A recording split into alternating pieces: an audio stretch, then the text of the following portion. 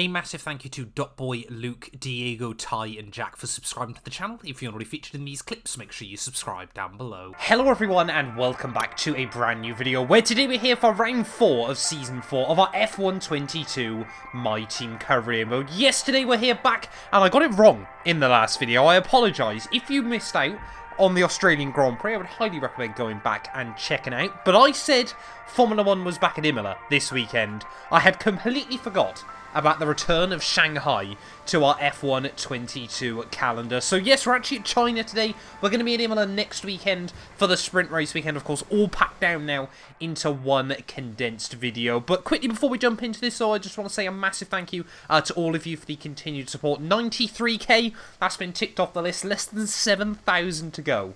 To 100,000 subscribers. So if you're not already, please do make sure you leave a like, get yourself subscribed as well for daily Formula 1 related content. But yeah, heading though in towards the Chinese Grand Prix. Championship wise, we lead the way 11 points ahead of George Russell. They're tied with Esteban Ocon for P2. Constructors wise, we're currently leading that as well by 28 points now over Alpine. We've had a really strong start to the year, but we need to make sure we continue on this momentum. Some of you guys asked for the performance chart, so there you go. You can see we have got a bit of an advantage at the front of the field. They're Alpine and Red Bull trading it in second place.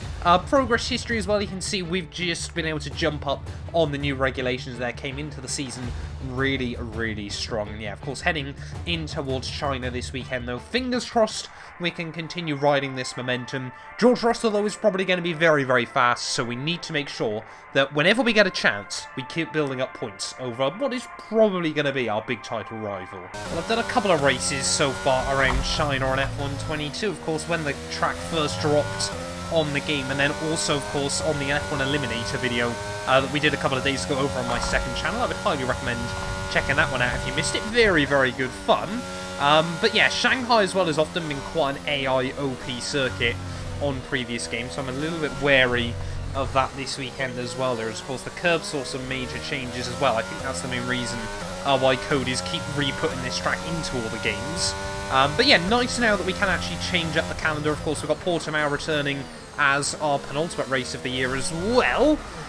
Not so nice, though, when I'm a bit too aggressive on the throttle. Right, well, second time's the charm then as we head through the final couple of corners. Tyre wear isn't particularly pretty, but Shanghai has often been quite notorious for destroying tyres. As we head out of the final corner, that is just going to be the green score. Right, well, I've really just got to make sure, I don't know why I'm doing this again. We're jumping into a qualifying simulation run, as we know how fast this car is down the straights. Doesn't stop us losing 2 tenths before turn 1. Let me know how far off the pace we're going to be this weekend. Oh, then let's have a look. How slow are we down the back straight? That is absolutely mental. I've lost about half a second so far, and we know how quick this car is. How quick does it think I should be going down in towards the final corner? About 220 miles an hour, I reckon, which isn't quite possible around a track like Shanghai. But if your guess was going to be about 2.7 seconds, then a gold star to you this weekend. Sorry, 2.6 seconds as we cross the line. So we need to set a 129 if we want to be fast here. We are going to qualify last, apparently. I really should stop showcasing those, but EA have got to fix this.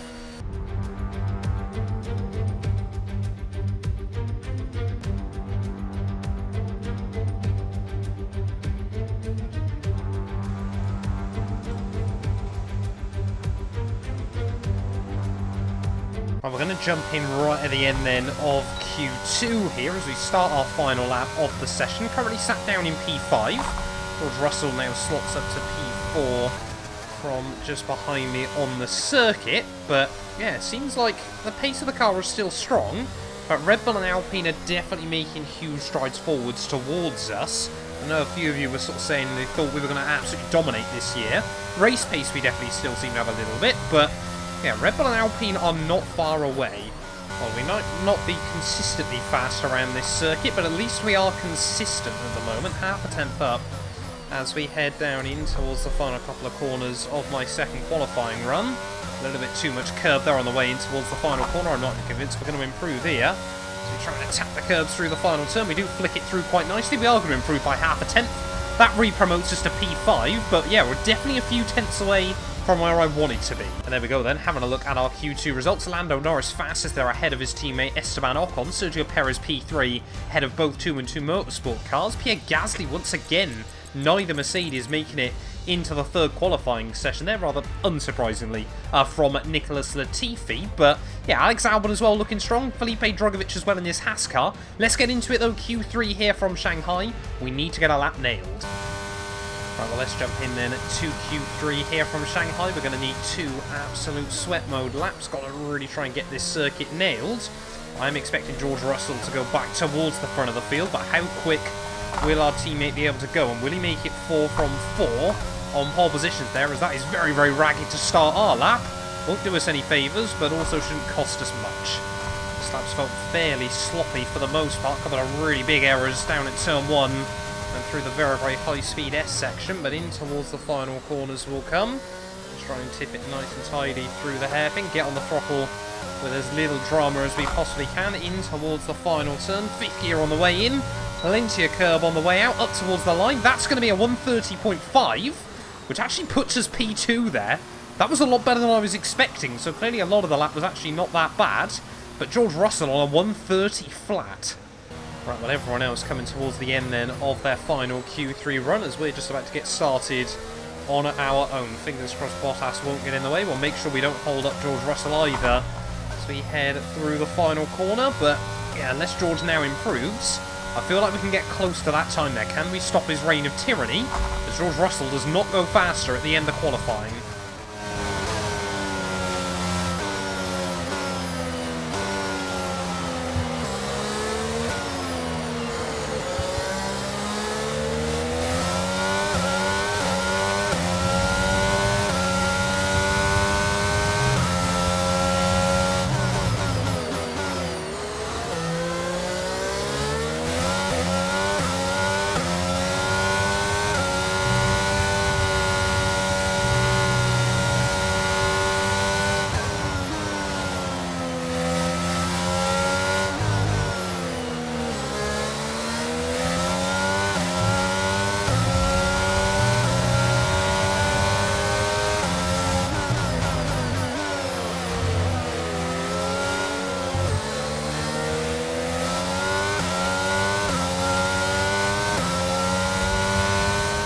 That's not really doing us any favours. They're filled at my mirrors as we went in towards the snail section, but 6/10 up at the moment. This has probably been the best lap I've hooked up so far this season on F122. Can we nail the final couple of turns?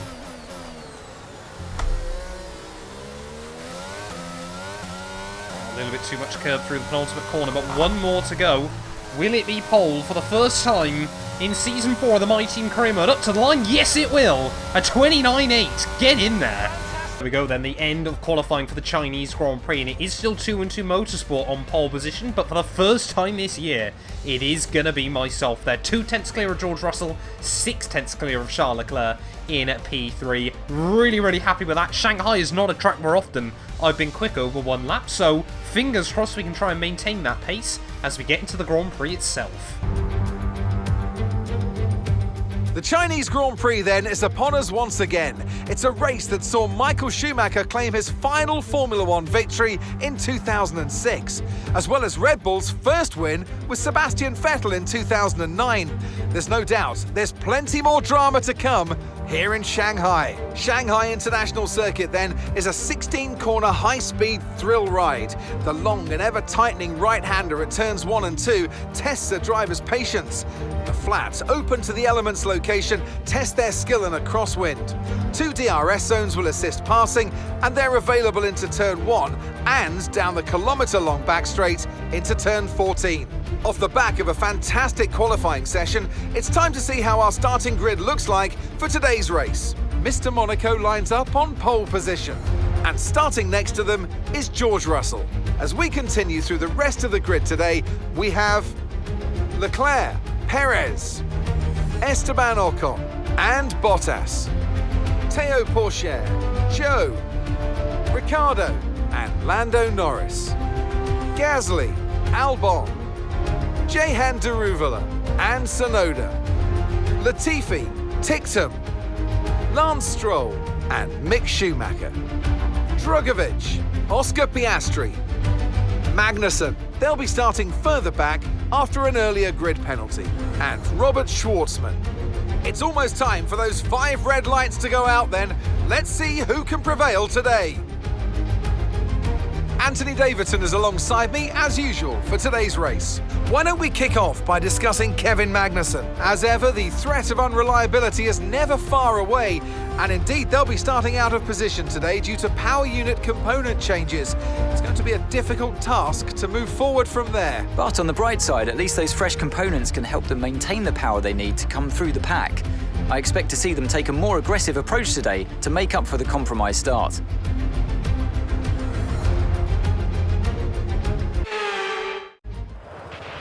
Okay, now that we've got some good points on the board, let's continue this form and aim for another top 10 finish.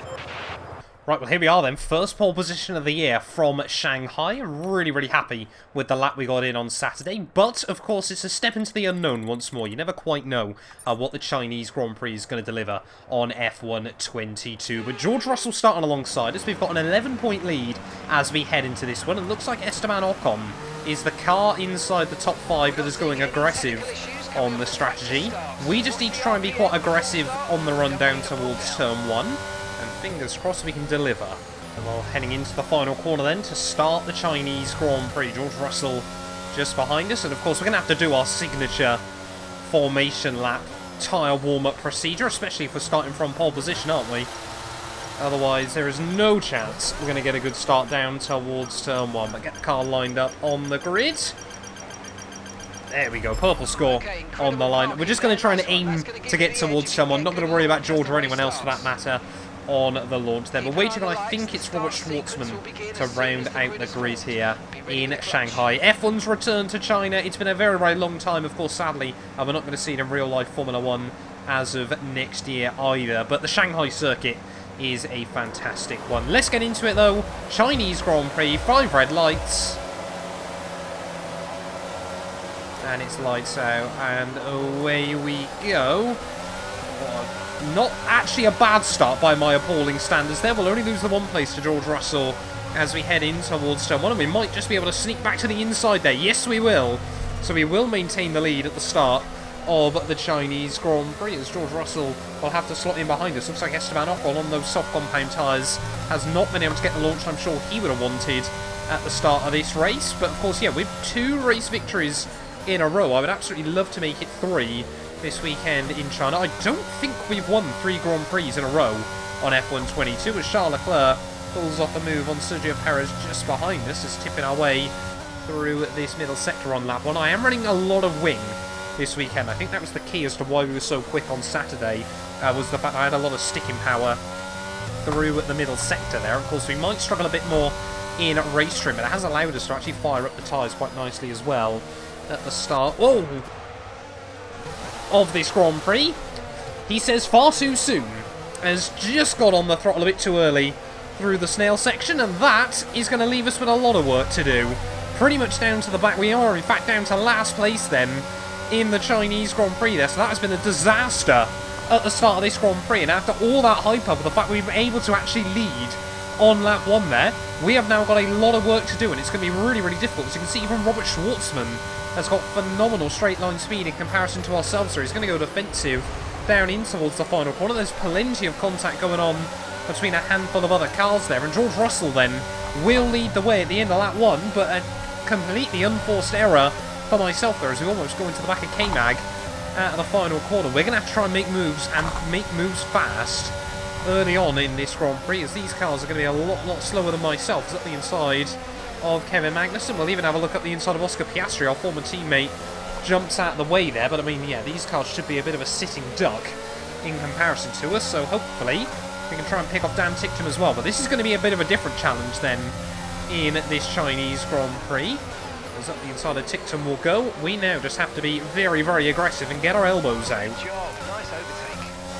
There's Mark loving that one. Next up, young Mick Schumacher. There's going to have to be a lot of micromanagement over the course of the afternoon, but we are definitely slow down the straight, so maybe that practice program not giving us as unreliable data as I'd originally anticipated, because to be honest, we were actually bang on with the qualifying prediction there, as George Russell sets a 1 minute 33.5. It is going to be a case of seeing whether he can pull away from other cars as we get a magnificent run out of the final corner to the outside of Mick Schumacher, back down towards turn 1 there. You can see he's using a lot of battery. We'll get squeezed to the apex a little bit through turn 1, and we'll go right around the outside of him through the corner there. Supreme confidence on this set of medium compound tyres. And of course we know we've got a car that can stick nicely as well. There is Drugovich seems to have gone backwards after his heroics on Saturday, down to P16 of the Grand Prix. We might be able to make that P17. Is up the inside again at the hairpin. Back into the P16 we go. Well, George Russell made an unforced error last weekend that sent him right back down the order, as we'll sneak up the inside of Lance Stroll there. Kind of jumps out the way. His yellow flag's out as well. I think that is... must be Robert Schwartzman, sorry, Dan Ticktum, I think, out of the Australian Grand Prix. But look at this Stroll, he hasn't even got DRS. And he's still coming back at me down in towards the final couple of corners there. Dan Ticktum is out of the Grand Prix. But, yeah, of course, George Russell made that unforced error last weekend. We have done the same thing here. So, 2 engine failures, 2 unforced errors in the first 4 Grand Prix of the year. Not looking perfect for 2-2 Motorsport so far. Right, we're next up behind the GOAT then for I think the first time this season. No, second time this year, isn't it? That we're going to battle Nicholas Latifi as we'll get some DRS out of the final corner. Use some overtake as well to the inside on the run back down towards turn 1 there. And overtaking a Mercedes now is certainly less impressive than it used to be. But Latifi trying to hook it up there around the outside. Well, absolutely not. And we're now back up to P14. So we are picking off cars very, very quickly. There's a bit of a gap ahead of Alex Albon there up to the top 10. But yeah, we're not a million miles away. So look at the grip we've got to the inside of Yuki Tsunoda and his Alpha Tauri. And look at that, just able to send it in corners where you often wouldn't expect to be able to go for a move there. But this car, this version 4, is absolutely mega around a lot of these circuits at the moment. It's just a really, really well dialed in all-out package. And like I said, running that extra downforce, we are losing a lot down the back straight, but we're more than able to make it up around the rest of the lap there. As you can just see Jay and Naruvula in his Haskell pulling away from me as we head down this straight. He is on soft compound tyres though, so interesting to see what strategy he's going to try to employ today. Sorry, Jay, was never actually intending to go for the move there. We were actually just trying to avoid him, and he will claim the place back off the corner. Honestly, that's okay in my mind.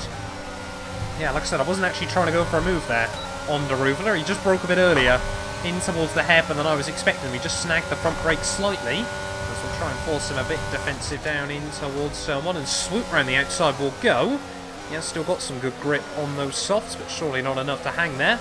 And now into P12, Alex Albon in his Williams up next, who's doing a valiant effort so far this year. Once again, of course, with another new teammate, this time in Mick Schumacher. Of course, Mick Schumacher's ended up at Williams in both of our F1 22 career modes, which I find quite funny, because of course he certainly has not ended up there for 2023. But are we going to be able to get a similar run on Albon like we did on Yuki last time? We might laugh at how ridiculous the AI are down the back straight, but look at that! We'll send it to the inside. Come on, mate, we're there. Absolutely will not claim responsibility for that one. We made it very, very clear we were up the inside. Mark happy with it as well. We're now just outside the points. Yeah, Gasly up next, 4 seconds up the road, so we've got a bit of a chance to do some laps in clean air. So there we go. Valtteri Bottas also on soft tyres into the pits at the end of lap 6 there, so they're not going to go very, very far in this Grand Prix. I'd imagine he's 2-stopping, but the AI can do some bonkers strategies later on in F1 22, so we'll wait and see as to what happens to the Finn, but surely that means it's not going to be long before Ocon's in, and now we're into the top 10. Well, that hasn't taken us long to close up to the back of Pierre Gasly and co. We've got Zhou Guanyu, of course, his first ever home race in Formula 1. They're just holding up this train of cars a little bit. McLaren certainly still do not have particularly competitive pace at this stage of the game, which I think has allowed us to close up probably at a bit quicker rate than we should have against these other cars. But yeah, we've just still got nothing. That's not going to change today. We're certainly not going to gain straight line speed later on in the afternoon unless I change my wings, as Ricciardo has a look to the outside of Zhou Guanyu, of course his former McLaren car, and Ricciardo will sneak by then in his Ferrari as another former McLaren driver just behind us. Esteban Ocon finally into the pit lane then, so he's gone very, very long on that set of soft compound tyres. That is a very, very good job done by the Frenchman. As talking a Frenchman up the inside of another one. Okay, Gasly there has been navigated down at turn 1 and will slot back in all over the back of Lando Norris as well as we head through the next couple of turns. Ricciardo, Zhou Guanyu, Lando Norris. Hopefully we can try and pick these three off nice and quickly. So wait and see as we head down the hill. We've got to try and just start saving a little bit of battery. So come on, Lando, get on with it, man. Don't need to go defensive there. We're not alongside. Just focus on the cars in front, as now we might be able to do something through the very, very high speed next couple of corners. Already pulled off a couple of moves here, and we'll try and make it 3. As to the inside of Lando will go. And that will be another spot picked up. 7th place now in this Grand Prix. And Lando Norris seems to have had such weird races so far this year.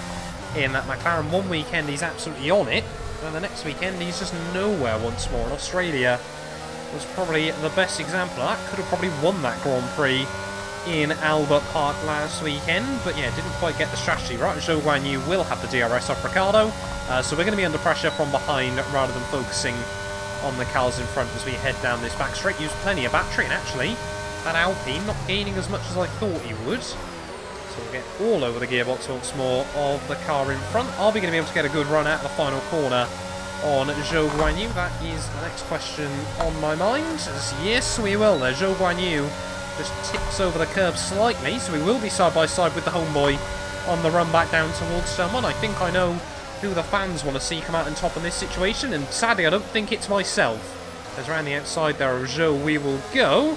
He puts up a good fight, but yeah, McLaren are not what they once were. Next up, oh, Daniel Ricciardo, as we almost loop it again. Well, Ferrari are actually looking a lot more competitive this weekend, but Daniel Ricciardo not getting the best run out of the first corner. They got a good result last time out in Albert Park, because we're going to do a Ricciardo move on Ricciardo, the same place he managed to sneak away the victory from Bottas in the 2018 Grand Prix. We will do the same to him. So up now into P5 of the race. We've got 10 seconds up to Sergio Perez on the podium, and a couple of seconds more to George Russell in the lead. I'm not going to sort of try and speak too soon, but there is still a very good opportunity. We're going to get big points here, which when we were last on lap 1, it's not bad going at all. There we go, Sergio Perez the first to blink off the front runners then. As Team want us in the end of this one, I'm honestly tempted to take it a couple of laps longer, but there's probably not much point in doing so. So we may as well try and undercut our teammate by a little bit, but yeah, gap to Porchera is still coming down, but not by a huge amount each lap. We're just trying to save a little bit of battery as well at the moment, because we certainly burned through a lot of it going for all those overtakes. But 12 seconds to Charles Leclerc up the road. George Russell is just inching away from the Ferrari, as he is absolutely driving the wheels off that car. Of course, yeah, we can use a lot of battery now as we head down the back straight, of course, because we are peeling into the pits at the end of this lap. I still feel like we are the quickest car on the circuit at the moment, as George Russell stays out one extra. Charles Leclerc will be in. I'm guessing Teo Porchera is going to do the same as we thread through the final couple of turns there, but we always lose about half a second down the back straight. So there we go, Porchera into the pit lane as well. Got to be aggressive on pit entry. Luckily there's tarmac there rather than gravel anymore. As just about get the car slowed down into the pit lane. Pretty happy with the way we were able to nail that one. Lando Norris also into the pits behind us, as Sergio Perez will head through the final corner.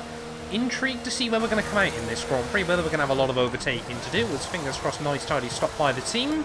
2.3, that's what we like to see, and I feel like I've taken a bit out of Porchera as well. Don't do that on pit exit, as we've come out immediately to yellow flags, so someone's got issues at the moment. That might have been me, actually, slightly spinning out of the pit lane, but yeah, it looks like there's no yellow flags anymore, so we can just get on with the racing, as Ocon is definitely on a 2-stop. George Russell then one of the last cars into the pit lane. Daniel Ricciardo will peel in as well, and yeah, we've definitely taken good time out of Teo Porchera over the pit stop window. Certainly won't down this back straight though, as yeah, I'm intrigued to see when Ocon is going to peel back in. So he was able to go quite far on that set of softs at the start of the Grand Prix, but threading through the final corner, we need to try and get past the Alpine driver as quickly as possible. Of course, still 2-2 Motorsport's biggest threat early on this season, as somehow purple through the final sector. Are we going to be able to get an opportunity to get to the inside of Ocon through turn 1? We're going to absolutely send it there, and Ocon jumps out of the way. There we go, another Frenchman navigated this afternoon, and now we've just got one more to try and pass. Right, just see how much grip we've got and confidence on these hard compound tyres. They'll almost get to the inside of Teo Porcher as we head out onto the back straight. But again, we'll just wave goodbye to the Red Bull as we head down here, open up the DRS, and still Porcher just actually, we start taking a little bit of time out of him towards the end of the straight. Are we close enough to send it? We'll absolutely look for it. And our former teammate has been navigated. Very, very aggressive move once more, but we've done a lot of those today up until now. Back into P4 of the Chinese Grand Prix. Sergio Perez 7 seconds up the road as we set a new fastest lap of the day. Yeah, Perez 7 seconds though. That is going to take us quite a long time to close up. Maybe though, we can still try and get a 1-2 for the team. That would be quite spectacular when you consider where we were lap 1. Well, heading into the final quarter then of this Grand Prix, pace is still looking quite strong. 3.4 now to Checo up the road, but I don't think we're going to have enough to close up to Charles Leclerc by the end of this, unless we can really dig deep. And yeah, might just work these hard tyres a little bit too aggressively at the start of the stint, and of course, we've got to remember the fact that Sergio Perez, Charles Leclerc are two very, very fast Formula 1 drivers as well, so we're just going to keep digging deep, keep plugging away the laps, but yeah, the sweat mode is real right now. I apologise, there isn't a lot of commentary, but we have got a lot of things to worry about. 6 laps to go then, and we're now all over the back of Sergio Perez. There is a little wobble through the S's, luckily one little quick snap of steering lock will correct that one. This car, yeah, can sometimes be very, very good to actually catch on a slide. Other times, it just flings you off to the shadow round, but we've got to make sure that we get past Perez in a way that costs us as little time as possible, as that's not going to do me any favours. Sergio Perez there, a bit of a wobble as we head out onto the back straight, as again we get another wobble off of the corner. But yeah, Charles Leclerc only 5 seconds up the road, so this could actually still be quite close between myself and the Monogas driver by the end, but we have to get round Sergio, so are we going to get close enough to go for a send through turn 1 and turn 2? Let's wait and see. Tip it in nicely into the first corner, make sure we get the front end rotated, and there we go, up the inside of Sergio. We will move, so P3 now, with 5 laps to go with this Grand Prix. The gap to Charles Leclerc, 4 seconds. George Russell only 9 seconds up the road. It makes you wonder what could have happened today had I not made that mistake, but we have got to try and get close to Charlie. Maybe we can still get a 1-2 for the team, as purple through the first sector is definitely going to come down to the wire between myself and Charles Leclerc. 3 laps to go, the gap down to 3 seconds.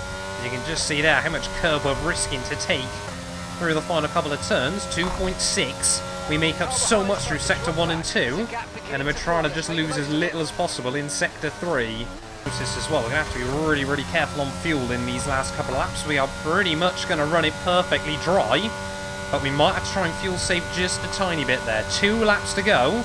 The gap now under 2 seconds to Charles Leclerc. Oh, we got yellow flags out. Someone's going slowly. It's the other Alfa Romeo.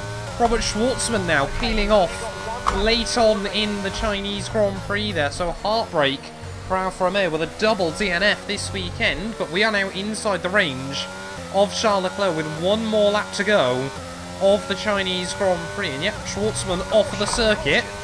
So much frustration down at Alfa Romeo with that. They really just not kicked on in the way they would have wanted, but it's going to be so tight for us on fuel as we head in towards the final lap of the Grand Prix. Will we find a way around Charles Leclerc? We've got no fuel, no battery, and very little left on these tyres as well. We're going to have to try and make something happen through the first or middle sector there. As you can see, horrible line through the final corner. We will once again, though, get the DRSs. We've pretty much just got to run the DRS dry as we head in towards turn 1 there. Charles Leclerc still 6 tenths clear. He has absolutely outdriven that Ferrari today, and he either way is probably still going to finish with a podium, but I'm sure those 3 extra points will be quite nice for Ferrari's championship. Of course, very, very tight battle going on in the midfield, but we are incredibly close to Charles Leclerc as we head out of the first few corners there. But you can see he might just have saved up a little bit more battery, able just to deploy as we head down the hill in towards the hairpin, trying to put the power down on the exit. This is where our car comes alive though, all over the back of Charles Leclerc. Are we going to be able to get to the inside, in towards the next couple of corners for another move up the inside there? We will just about slot the car through, give him the room on the exit, but now the other worry we've got is, will Charles Leclerc be able to get a run down the back straight there? I know we weren't going to be able to do it to him, so we had to go for the move beforehand, but are we able to park the bus and try to get the run down the backstrap. We're going to have to go defensive on this final lap of the Chinese Grand Prix there. George Russell looks like he's going to get his second win of the year there. So what I said on lap 1 about how I've never won 3 Grand Prix in a row on F1 22, that is going to stay, as here comes Charles Leclerc to the outside there. Phenomenal straight line speed. We'll have to keep the nose up the inside though of the Ferrari car. They're side by side in towards the final corners of the Grand Prix there, and Charles Leclerc has gone clean around the outside of me and in towards the final turn. We're going to take plenty of curb once more. Can we get the run to the line? No, we cannot.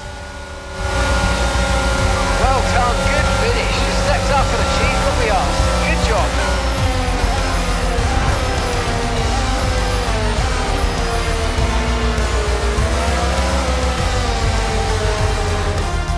It's a performance to be proud of from our Chinese Grand Prix winners here today. What do you think it was today, Ant, that gave them the edge over the competition? I really feel the track layout combined with the track temperatures we saw today suited their car. These cars come alive when the tyres are just at the right temperature, and the driver did a great job managing that as well. They just look so comfortable out there. It's like anything, it always looks so easy when it all just clicks.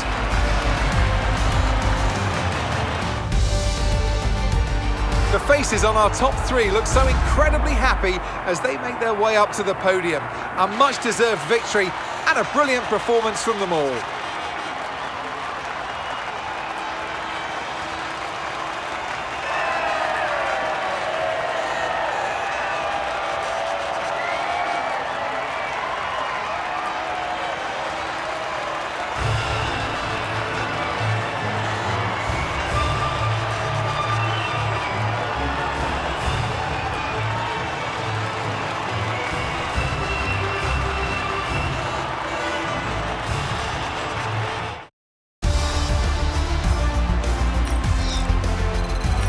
So let's review the updated drivers' standings. Well, it wasn't the best weekend for our championship leader, and their advantage at the top has been reduced. Some amazing talent out on the track today, but Anthony, who would you pick as your driver of the day? I have to give it to Mr. Monaco. They pushed and found some fantastic performance. It was just a pleasure to watch. It's time to see how things are shaping up in the Constructors' Championship.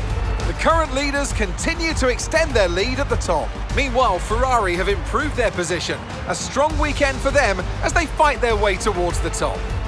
Well, what an end to another fantastic weekend of racing. Thanks to everyone who joined us, and we'll see you for the next one. Fair play, Charles Leclerc. That was a brilliant battle towards the end of the Chinese Grand Prix, but still, 2-2 Motorsport wait for their first 1-2 of the year there. George Russell will get his second win, though, ahead of Charles. We come through for fastest lap bonus point as well. Means we do still hang on to the lead of the Drivers' World Championship. Perez and Pourchaire for Red Bull in 4th and 5th, ahead of Ocon.